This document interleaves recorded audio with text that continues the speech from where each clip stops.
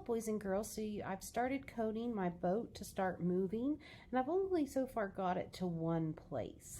So the next thing I want to do, since I've already coded it to move across and I switched to the backdrop, there's a little nifty thing that you can do. So so instead of having to retell it to go back and kind of look, I'm just going to take this and I'm going to right click on it and I'm going to say duplicate. And you see I now have the exact same code, but this time instead of switching to the boardwalk, I'm going to switch to the new spot. So I'm going to say city. And now I'm going to break it up again and I'm going to say control click duplicate, and I'm going to put it back. So it's going to kind of follow the same pattern. I would put it in a loop, except that I'm switching different locations. So now I'm going to put this one with the island. So now let's just kind of follow how it looks so far. So we went to the different water, we went to the city, and now we're at the island. Oh, and then at the end, I want to make sure I come back. So that's just, since we're kind of just following the ocean and following the same path, that is a shortcut on how you can do it. Control click duplicate your code. That works if you don't want to, if you don't want to use a loop or can't use a loop but want to duplicate the same pattern. So now we've got them moving, but if you've noticed, I have my treasure box in the whole time. I don't want the treasure box the whole time.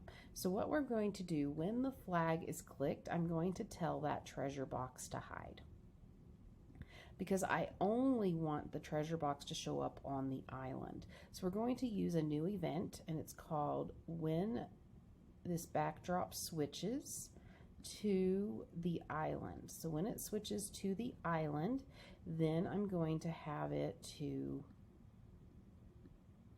show. And so now when it's at the island, it shows, and then I can have it do something. Maybe I want it to hop up and down, or maybe I want it to spin. So when it's the one that shows, then I think I'm just going to have it maybe turn. I'm going to turn, move 10 steps. You can do whatever you want. Have it do something though, so that way you can see it doing something. I'm just going to put a half a second here, and then I'm going to say move 10 steps backwards, which would be a -10. And then I'm going to put another weight. So remember, if you do a loop, you need to follow the right pattern. So you do move, weight, so that way it's, and then I'm going to just put this in a forever loop and see what that looks like. So there's the box. It looks like it's doing a little dance. Okay, and it will keep doing that, and it'll turn all the way around. And if I just wanted it to turn, I could do something like that. Or if I just wanted it to go back and forth, I could do something like this. So just however you want it to look. So that is how you would code your treasure to do this. So maybe you're going to probably want to wait a few, maybe a second or two before it shows up, so that way you have time to get to the island and then actually see it. So then it's not there immediately, it shows up a second after. So this is how you could code your treasure to show up. You could use weights if you wanted, you could use broadcasts, but this is a way, an easier way to use this new event. Have fun coding your project.